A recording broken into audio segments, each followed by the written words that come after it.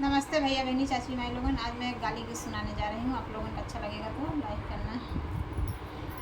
अकलोल बराती बकलोल बराती भागत दौड़त आई गएन कुत्ते के जैसन आई गएन हो। अकलोल बराती बकलोल बराती भागत दौड़त आई गएन कुत्ते के जैसन आई गएन हो।